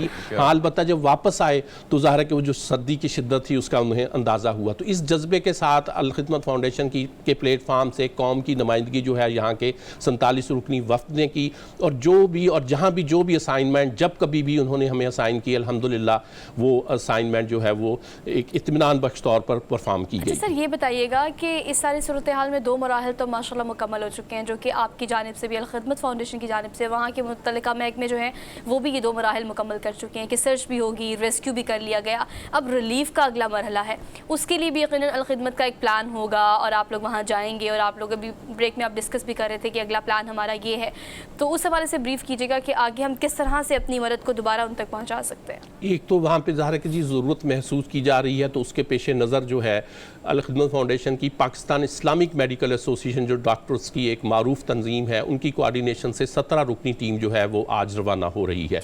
इस तरह से हमारे मैनेजमेंट के कुछ दोस्त भी यहाँ पे शाहिद इकबाल साहब की सरबराही में तशरीफ़ लेके जा रहे हैं, ताकि फर्दर जो वहाँ की ज़रूरियात हैं और प्लान है उसको चीज़ों को डिज़ाइन किया जा सके। शाम में भी इसी तरह से अल खिदमत फाउंडेशन की टीम मुसलसल राब्ते में है और जो भी खिदमात मुमकिन हो सकती हैं वो फराहम कर रही है। इस मौके की मुनासबत से तुर्की में मैं ये समझता हूँ, तुर्किया में इंसानी मदद के हवाले से, एक्सपर्टीज़ के हवाले से तो ज़रूरत कदरे मौजूद है, लेकिन शाम में वसाइल की भी बहुत ज़्यादा शदीद कमी है। तो इस मौके पे मैं पाकिस्तानी अवाम ने भी हमेशा मुश्किल की घड़ी में आगे बढ़े हैं और मदद की है। मैं हस्बे रवायत हस्बे साबिक ये चाहूँगा कि इस मरहले पर भी कौम आगे बढ़े और अल खिदमत फाउंडेशन के प्लेटफार्म से अवाम की पूरी मदद करे, हर मुमकिन मदद करने के लिए वो वसाइल फराहम करे जो वहाँ पर मतलूब है। इकराम साहब, आपने दुरुस्त फरमाया, मुझे ये बात बड़ी अच्छी लगी कि कहीं ना कहीं हम शाम के जो हमारे भाई हैं और जिस तकलीफ़ जिस मुश्किल से वो गुजर रहे हैं, कहीं ना कहीं आलमी बरादरी की जानिब से हम ये देख रहे हैं कि बहुत सारी पाबंदियाँ भी हैं और पाबंदियों का सामना भी है और कहीं ना कहीं स्टेबिलिटी भी मुल्क में नहीं है। तो ऐसे में हम देख रहे हैं कि उसी तरह कवरेज या उसी तरह उनके हवाले से चीज़ें नहीं आ रही मंजर आम पे। आपसे जानना चाहेंगे सर, आपने चीज़ें देखी हैं, ग्राउंड पे गए हैं, तुर्किया के हवाले से वो भी हमारे भाई हैं, लेकिन वहाँ पे हम देख रहे हैं कि तंजीमें ज़्यादा हैं, लोग आए मुख्तलिफ ममालिक से। शाम के हवाले से क्या क्या चीज़ें आपने देखी और क्या क्या चीज़ों की कमी है जिस पर आप पाकिस्तानी अवाम से मज़ीद अपील करेंगे सर? जी, एक तो ज़ाहिर है कि जैसे आपने ख़ुद भी तज़किरा फरमाया कि तुर्किया में निस्बतन सूरत हाल रिलीफ़ के हवाले से कुछ बेहतर है, लेकिन शाम में ज़ाहिर है कि उनके अपने मुआशी हालात भी और ज़ाहिर है कि वहाँ पे एडमिनिस्ट्रेटिव जो सूरत हाल है उसके पस मंज़र में बहुत ज़्यादा चीज़ों की ज़रूरत है रिलीफ़ के कामों के हवाले से। लेकिन एक मुस्बत चीज़ वहाँ पर यह है कि ज़ाहिर है कि उस तरह से बहुत बड़ी हाई स्टोरी बिल्डिंग्स नहीं थी, लिहाजा वहाँ पर जो शहादतें हैं, हलाकतें हैं वो निस्बतन कम हुई हैं। लेकिन ज़ाहिर है कि वहाँ भी शदीद सर्दी का मौसम है, खुर्दो नोश की अशिया की ज़रूरत है, मेडिकल रिलीफ की ज़रूरत है, अवामी सतह पर जो मदद है उसकी वसाइल के नुक्ता नज़र से उसकी ज़्यादा ज़रूरत महसूस की जा रही है। और इस हवाले से ज़ाहिर है कि अल खिदमत फाउंडेशन जो भी मुमकिन हो पा रहा है फ़ौरी तौर पर वहाँ पर मदद फराहम कर रही है, तुर्किया में भी कर रही है और वहाँ पर भी कर रही है। इसी नुक्ता नज़र से मैंने अर्ज़ किया था कि अवाम से मैं अपील करना चाहूँगा कि वो अपने वसाइल फराहम करें ताकि मुश्किल की इस घड़ी में हम उन्हें ये पैगाम देने में कामयाब हों कि वो अकेले नहीं हैं, हम उनके साथ हैं, शाना बशाना हैं।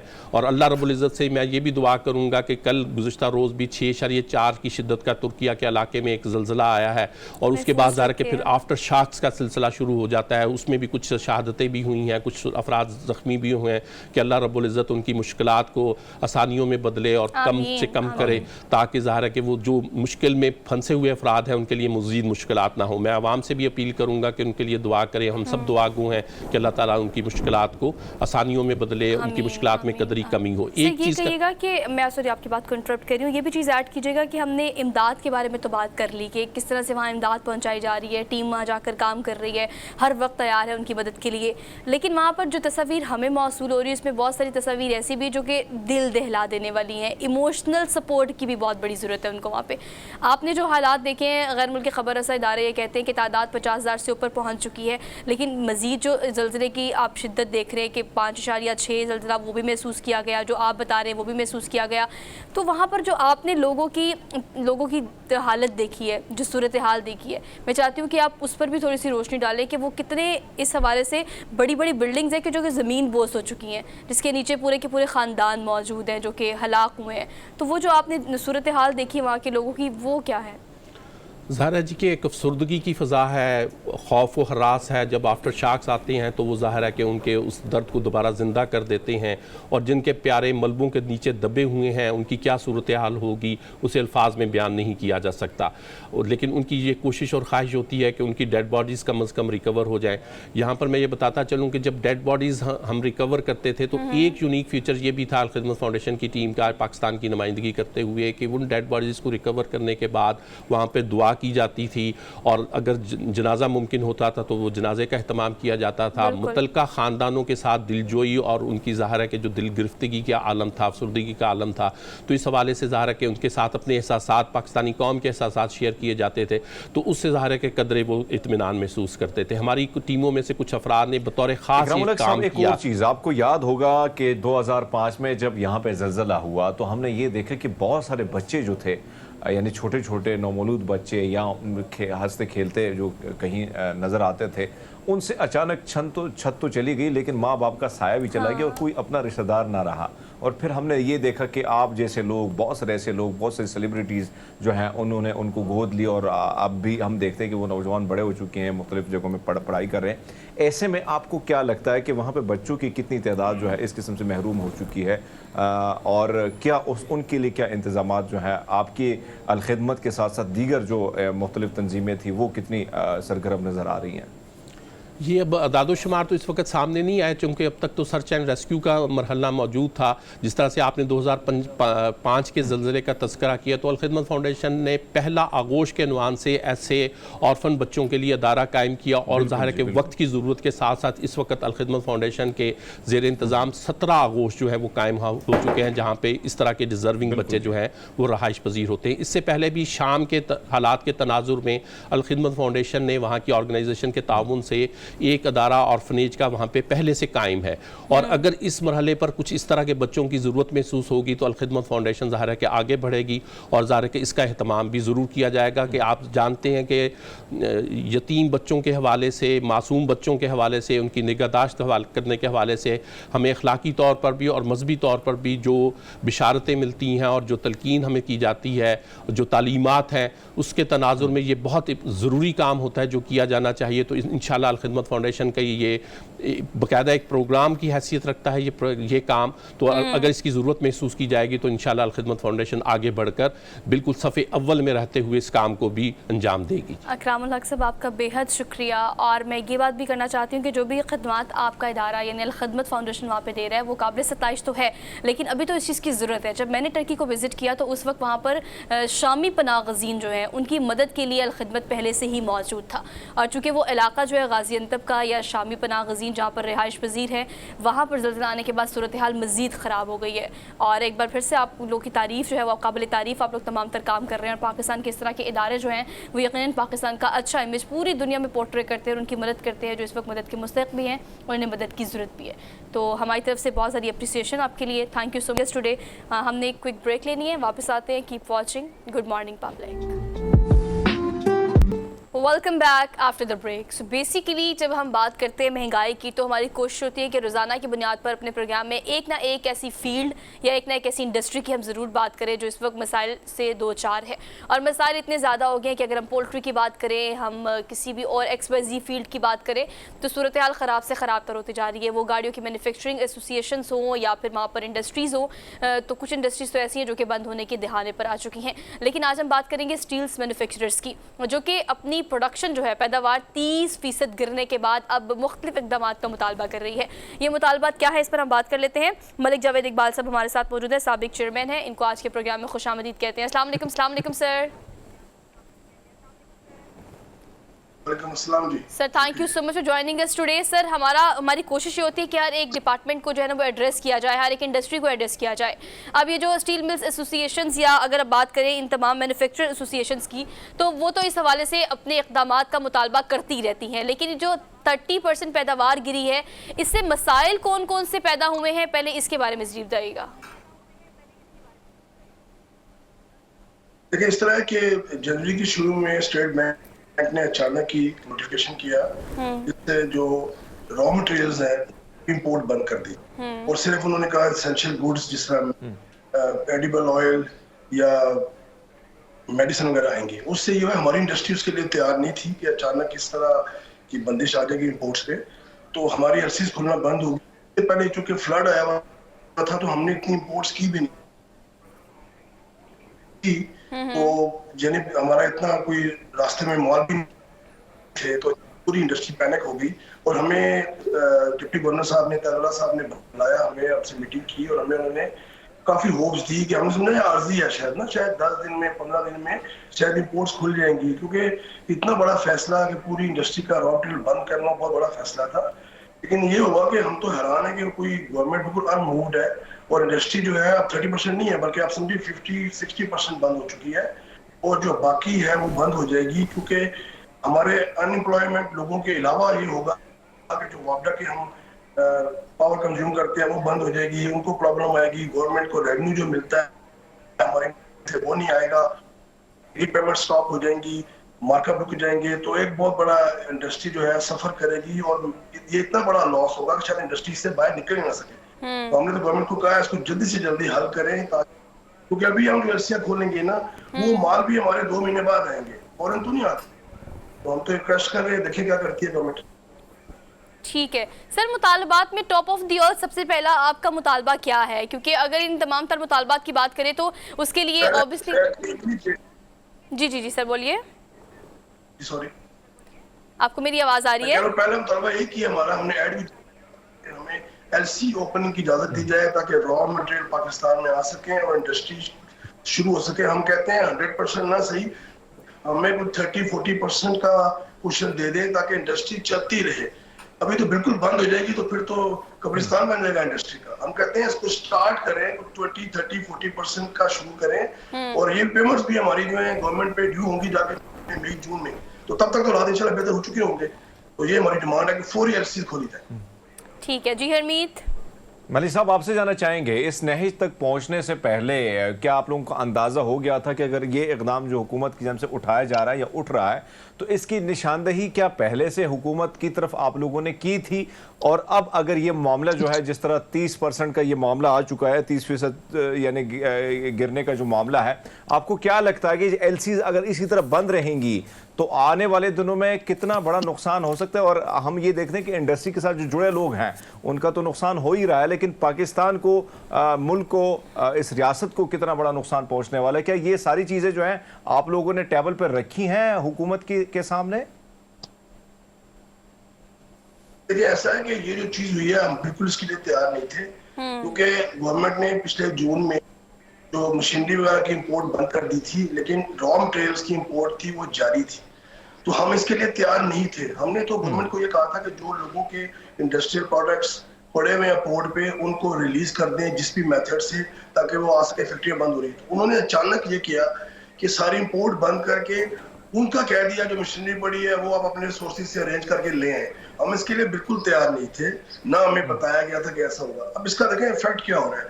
हमारा जो एलसी का मतलब खोलेंगे भी ना, खोलना भी चाह रहे हैं ना, फर्ज करें अगर गवर्नमेंट जिस तरह और है, तो इतनी इंटरनेशनली हमारी रिप्यूट खराब हो गई है कि सप्लायर हमसे डर रहे हैं। वो कहते हैं जी आप अगर एलसी हमें देंगे भी तो आप कंफर्म करके देंगे, यानी एक थर्ड बैंक और इन्वॉल्व करेंगे जो ये जमानत देगा, हाँ जी पेमेंट पाकिस्तान करेगा आपको। वो बैंक ढूंढना मसला बन गया हमारे लिए। तो अगर गवर्नमेंट अभी खोलती भी है तो बड़ा टाइम लगेगा कि लोगों का कॉन्फिडेंस बहाल हो इसके लिए कि हाँ जी हम माल देंगे, पैसे आ जाएंगे। एक ना मिसट्रस्ट क्रिएट कर दिया है गवर्नमेंट ने इस एक्शन से, तो हमें तो बहुत तबाही लग रही है। यानी कि हम तो समझते हैं कि ये इतना बड़ा एक मुल्क को, इकोनॉमी को धचका लगा है कि इसके तो फार रीचिंग इफेक्ट होंगे। ये फौरी रिस्टोर होता नजर नहीं आ रहा मुझे। और अभी जो है हम बैंक्स के पास, स्टेट बैंक के पास आए दिन हम जाते हैं, मिलते हैं, करते हैं, देखते हैं जी, लेकिन कोई एक्शन नहीं ले रहे।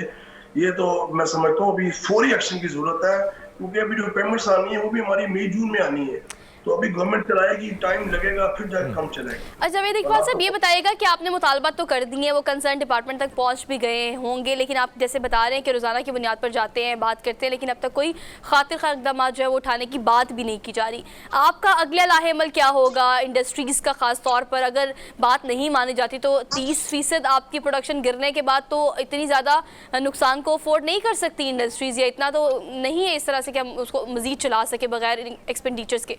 तो आपका अगला लाहेअमल क्या होगा? देखिए हमारे पास तो चॉइस क्या है। गवर्नमेंट जो है, हमने उन्हें बताया कि हम डिफॉल्ट कर जाएंगे, पब्लिक लिमिटेड कंपनीज हैं, इसमें शेयर होल्डिंग्स है लोगों की, उनको नुकसान हो जाएगा। तो गवर्नमेंट कहती है आप अपने पर्सनल लेवल पे सोच रहे हैं, हमें तो इतना बड़ा मुल्क का है तो आप उसको उस तरह देखें, हम इधर है देख लेंगे, बस इस तरह कह देते हैं। वो पता नहीं कितने फंसे हुए हैं, क्या उनको प्रॉब्लम्स हैं कि वो बस बात सुन लेते हैं और नजर आता है बहुत ही मजबूर है शायद। तो वो कहते हैं इंडिविजुअल ना सोचें, मुल्क का सोचें। तो फिर ठीक है, हम फिर क्या कर सकते हैं इसमें, हमारे से कोई चॉइस तो नहीं है, हम हड़ताल भी नहीं कर सकते, इससे क्या होगा। बस ये है कि इंतजार कर रहे हैं कब ठीक होगा, वी हैव नो चॉइस। मतलब ये बहुत अच्छी बात है कि आप लोग जावेद हड़ताल साहब आपसे जानना चाहेंगे सर, इंडस्ट्री का इस किस्म से बंद होना, या हम देख रहे हैं कि एलसीज बंद होने की वजह से बहुत सारी इंडस्ट्री जो हैं उनके बहुत सारे मामला जो हैं वो रुके हुए हैं।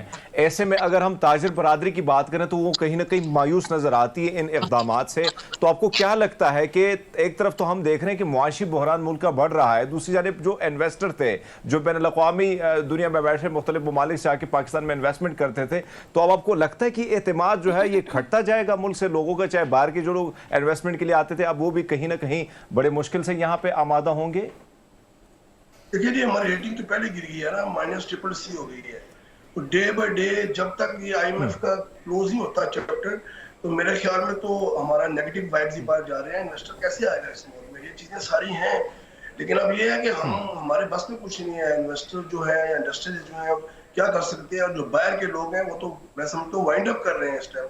तो वो डर गए हैं कि कोई पॉलिसी नहीं है, अचानक इतना बड़ा मैसअप हो गया है। मतलब मैं समझता हूँ पाकिस्तान की हिस्ट्री का एक बहुत बड़ा मैसअप हुआ है और बहुत बड़ा धचका लगा है। अल्लाह करे हम इससे निकलना है बाहर। तो यही है, बस हम वेट एंड सी में है। हम कोई प्रोटेस्ट तो नहीं कर सकते, बस ये रिक्वेस्ट कर सकते हैं कि जी इसको ठीक करें। अब गवर्नमेंट किस तरह ठीक करती है, क्या करती है, हम चाहते हैं कुछ स्टार्ट कर दें। क्योंकि अभी ना मैं देख रहा था कि हमारी जो इंपोर्ट एक्सपोर्ट का जो गैप है ना, वो फर्स्ट टाइम कोई 0.2 बिलियन के करीब आया है, which is lowest ever for the last 20 years I think. तो अगर इतना इनको क्वेश्चन मिल रहा है अभी, अगर इतनी इंपोर्ट्स कम होके अब उनकी पोजीशन बेहतर है, तो कम से कम एलसीज को खोल दें, ताकि 1 महीने बाद ही सही काम तो चल पड़ेगा। चले अल्लाह ताला करेगा, लॉसेस पूरे कर लेंगे, कोई बात नहीं, मुल्क के लिए हम हाजिर हैं। लेकिन स्टार्टअप होना चाहिए। अभी तक हम नीचे ही जाए जा रहे हैं, यानी कोई मूवमेंट गवर्नमेंट तरफ से हो नहीं रही जिससे हम कहें हाँ जी ये हो गया। जावेद इकबाल साहब, ये बहुत अच्छी बात है कि आपकी सारी गुफ्तगू में आपने 2 बातें बहुत दफ़ा की हैं कि हम हड़ताल की तरफ नहीं जाएंगे, एहतजाज की तरफ नहीं जाएंगे, बिकॉज हम ये करना नहीं चाहते। अदरवाइज अगर बाकी इंडस्ट्रीज़ की हम बात करें तो वो इस मुल्क की मौजूदा सूरत हाल पर या डिफ़ॉल्ट की सी सूरत हाल है उस पर हड़ताल की कॉल भी दी जाती है, इंदिया भी दिया जाता है, लेकिन आप लोग इस तरफ नहीं जाना चाह रहे, निगोसिएशन भी आ जाते हैं। अगर आप लोग कंसर्न डिपार्टमेंट से मिले हैं या हुकूमत से निगोसिएशन आपकी चल रही है, तो आपका मुतालबा ये है कि जुज़वी तौर पर अगर बहाल कर दिया जाए तो शायद कहीं ना कहीं डैमेज थोड़ा कम हो सके। इस पर किस हद तक बात हुई और किस हद तक आपको लगता है कि मनाया जा सकता है इस बात पर या इस पॉइंट पर? देखिए, उसमें ऐसा है कि वो हमें ये फिलहाल कह रहे हैं कि IMF का एग्रीमेंट हो जाने दें, तो उसके 2 हफ्ते तक इंशाल्लाह हम फिर वो पॉलिसी देंगे। तो अब ये है कि हम वेट कर रहे हैं कब IMF होता है। इससे पहले तो कहते हैं कुछ नहीं हो सकता, हमारे पास में नहीं है। तो हम वेट एंड सी में ही है। जरूर बात है, हमारी इंडस्ट्रीज जो है ना बहुत बड़ी इंडस्ट्रीज है जो कि 5 to 6 बिलियन के टैक्सेस देती है। ईच इंडस्ट्री 5, 6, 10 बिलियन बिल्कुल है, तो गवर्नमेंट चल रही है। तो अगर हमें कुछ होता है तो डायरेक्टली उसका इम्पैक्ट तो गवर्नमेंट पे ही आएगा, सारी बात है। तो ये गवर्नमेंट भी समझती है इस चीज को, मेरा ख्याल है। लेकिन मेरा ख्याल है बहुत ही बेबस है, शायद कुछ नहीं कर पा रहे। तो IMF से कहते हैं होने के बाद 1-2 हफ्ते में आप इम्प्रूवमेंट देखेंगे, हम करेंगे। तो ये है कि इन द मीन टाइम फिर हमारे पास कोई चॉइस नहीं है, और सारी बात है गवर्नमेंट की तरफ देख रहे हैं, बस ठीक है, अब क्या कर सकते हैं।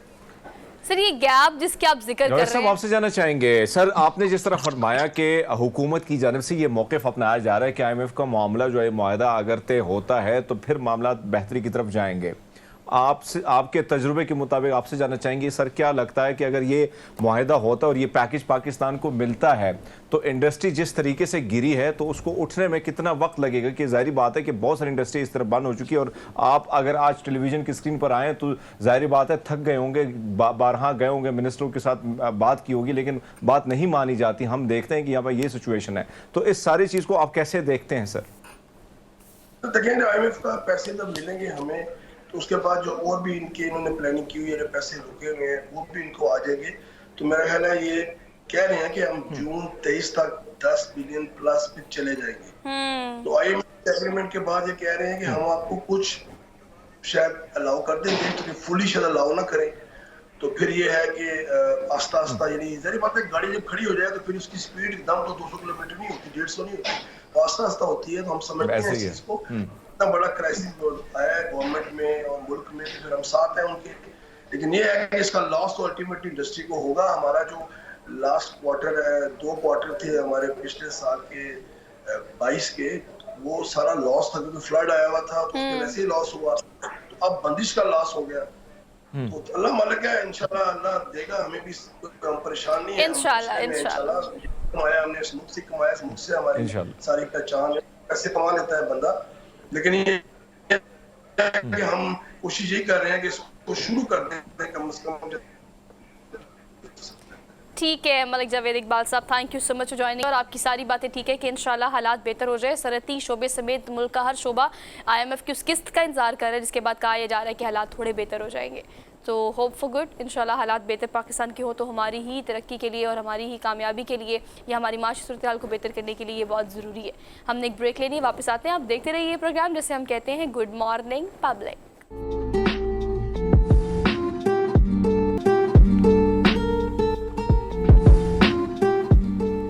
Welcome back after the break. थोड़ी सी एंटरटेनमेंट की बात कर लेते हैं। लास्ट हमारा सेगमेंट और हम बात करेंगे शो बिज़नेस की। और अगर हम बात करें मॉडल कमालिया की तो उनकी जो चर्चा है वो तो आप सबको सोशल मीडिया पे पता होगी, लेकिन उर्दू ज़ुबान में पहली दफ़ा उनका गाना लॉन्च किया गया है। किसने लॉन्च किया है? म्यूज़िक डायरेक्टर हमारे साथ नुमान रऊफ़ हैदर मौजूद है जो कि इस्लामाबाद में है हरमीत के साथ। तो हरमीत, ओवर टू यू।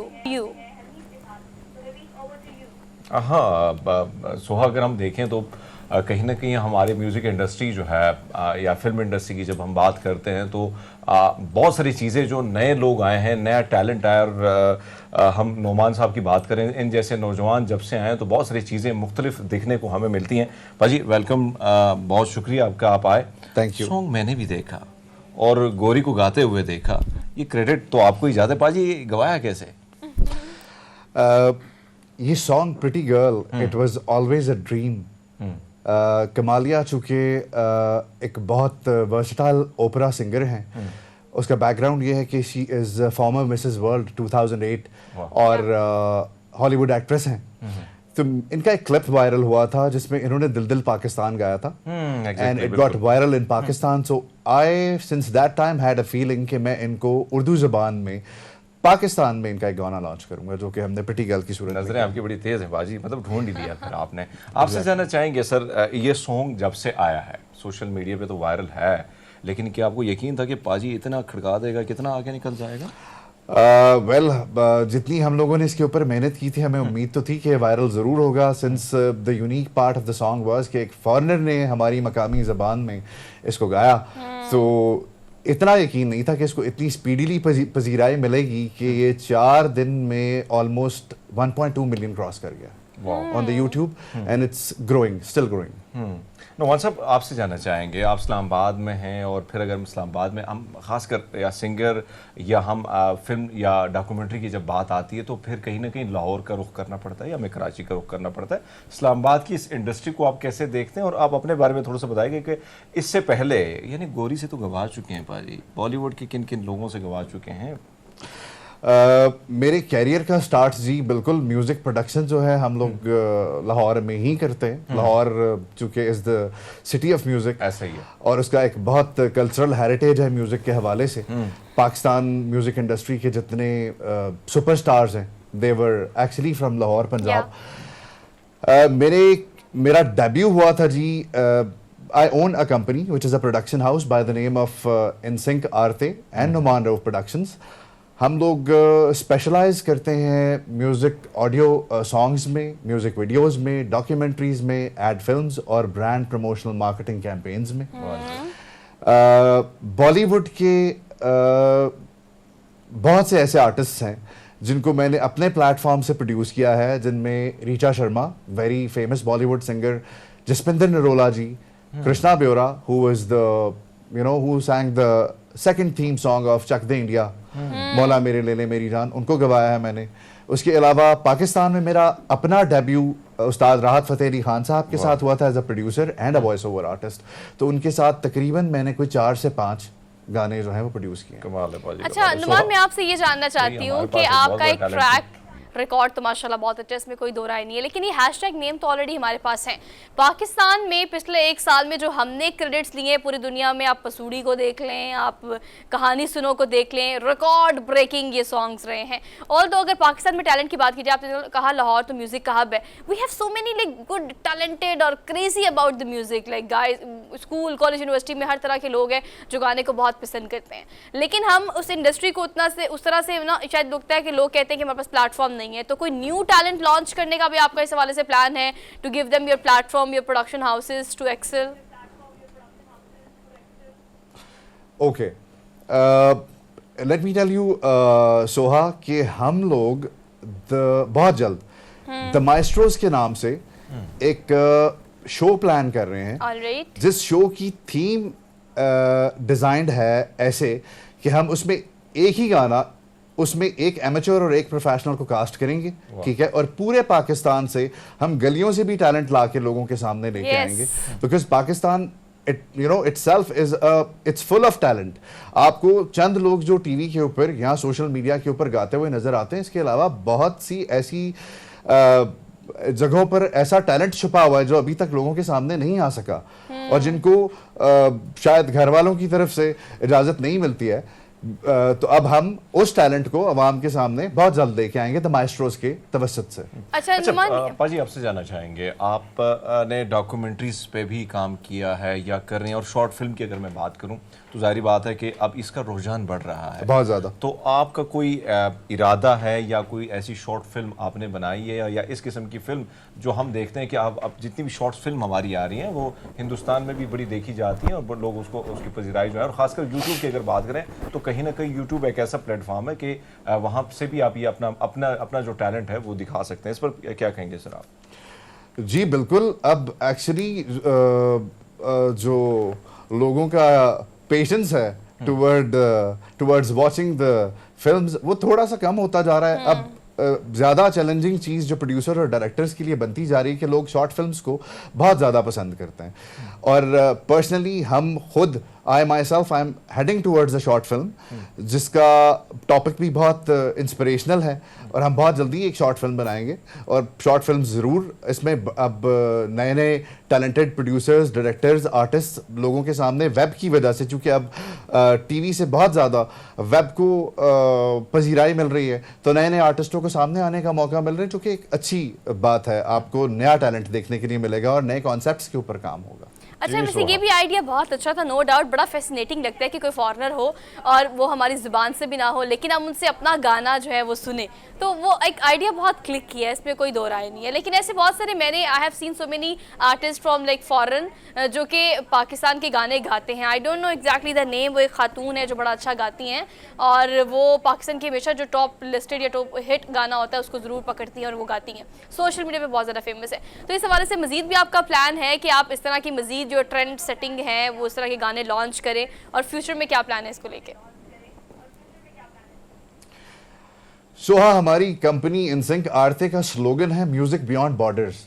सो मैं the time I actually started this venture, तो मेरा उस वक्त से ख्वाब है कि हम कल्चरल एक्सचेंज जो है उसको रिप्रेजेंट करें पाकिस्तान में, यानी पाकिस्तान का जो रिवायती और सकाफती म्यूजिक है उसको हम मॉडर्न ट्रेंड्स के साथ, लेटेस्ट आर्टिस्ट के साथ फ्यूज करके एक जदीद प्रोडक्ट जो है म्यूजिक लिसनर्स को दे सके। तो I am always in search of good collaborations, new artist, तो हम इसको जरूर प्रमोट करेंगे in future. How was the experience जब कमालिया पाकिस्तान आई? कि आप इस नई चीज़ को आप लेके आए हैं, अब आपसे जानना चाहिए कि बहुत सारे लोग आपसे मिलते हैं, नए नौजवान मिलते हैं सोशल मीडिया के थ्रू, अब एक्सेस भी आसान सी हो गई, बहुत सारे लोग आपको वहाँ पे चेहरे भी नजर आते हैं जिनमें कहीं ना कहीं कुछ टैलेंट होता है। तो कैसे देखते हैं कि कुछ पुराने चेहरे अभी भी वही बैठे हैं, तो अब बदलाव की कितनी ज़रूरत आप महसूस करते हैं, और कहीं ना कहीं जो नई जनरेशन है इनका टैलेंट कैसे आप देखते हैं सर? बेसिकली सर, हर पुरानी चीज़ के बाद एक नई चीज़, हमारे वक्त में जो लेजेंड्स थे अब वो अनफॉर्चुनेटली हम लोगों में मौजूद नहीं हैं। इसी तरह by the passage of time industry नए आर्टिस्ट प्रोड्यूस करती है, और वो नया टैलेंट आपको कहीं ना कहीं से सामने लाना पड़ता है, ठीक है, क्योंकि पाकिस्तान में अनफॉर्चुनेटली म्यूज़िक को लेके इतने वसी प्लेटफॉर्म्स और वसाइल नहीं हैं, चूँकि ये कोई इतना it's not very easy to sing and emerge as a vocalist, ऊपर आना इतना आसान काम नहीं है। तो ऐसे टैलेंटेड लोगों को पाकिस्तान में वसाइल का भी फुकदान है, प्लेटफॉर्म्स का भी फुकदान है, जिसकी कमी को पूरा करने के लिए हम अपने तौर पे जितनी काविश और कोशिश कर सकेंगे वो हम ज़रूर करेंगे, क्योंकि हम चाहते हैं कि पाकिस्तान का नया टैलेंट उभर के दुनिया के सामने आए। अच्छा Numan, tell me how was the experience, like model Kamalia जो है उनको पाकिस्तान लाना, गाना, कुछ शूट्स यहाँ होना, कुछ वहाँ होना, जैसे लाहौर में होस्टिंग अगर हम बात करें, हॉस्पिटैलिटी, अपना लाहौर आई हैं तो फिर लाहौर के कल्चर को उन्होंने किस तरह से इंजॉय किया, आपने इसको किस तरह से वो टाइम गुजारा, we just want to know about that. Okay, since we're managing Kamalia exclusively in Pakistan, and Kamalia and her husband Dr. Zahoor, they're more like a family. So मेरी उनसे काफ़ी बातचीत होती रहती है। लाहौर का एक्सपीरियंस उनका बहुत अच्छा था। She loved Lahore. In fact, Lahore की ऑडियंस आपको पता है जिंदा दिलों का शहर है लाहौर।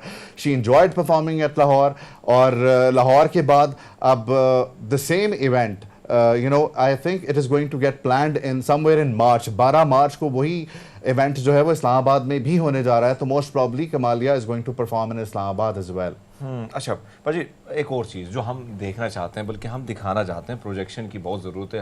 अगर हम यहाँ पे खूबसूरती को देखें, सोहा ने बड़ा दुरुस्त फरमाया कि लाहौर की अगर खानों की बात करें, लोगों की बात करें, तो बड़े कमाल के लोग हैं। ऐसे में बाहर के आर्टिस्ट को यहाँ पे ले आना, फिर आपने जिस तरह कमाल कर दिया कमालिया से, तो आप क्या समझते हैं कि ये प्रोजेक्शन का कितना खूबसूरत जरिया ये बन सकता है? बाहर दुनिया के जो इमेज है पाकिस्तान की कोई अच्छी नहीं है बाजी।